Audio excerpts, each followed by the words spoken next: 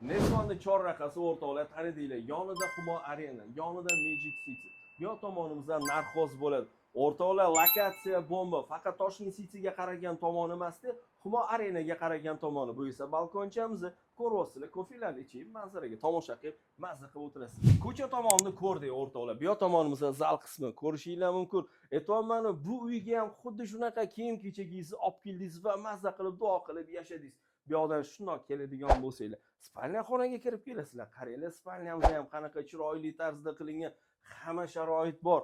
Hammasi videoda ko'rinyapti. Undan keyin o'tadigan bo'lsa, bolajonlarning xonasiga kirib kelamiz. Ko'rishinglar mumkin, hamma narsa qilingan. Podyezddan kirishinglardan mana shunaqa chiroyli yo'lak va ko'ryapsizlar, bu yoqda oyna turibdi. Ko'chaga chiroyli bo'lib chiqishingiz uchun qo'yilgan. Aslida buni orqasida sanusil joylashgan. Bu skripti holatliligi.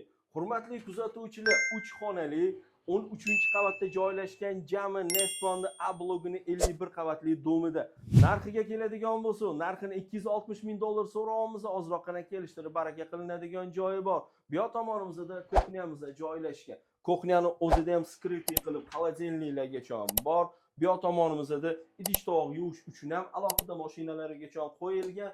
Xullas, ideal tarzda hammasi inson uchun o'ylangan. Mana shunaqa zo'r uy-joylarni yo'qotmaslik uchun yana o'sha gap, obuna tugmasini bosib qo'yishni unutmang. Uy-joy siti bilan hamisha oson va qulay.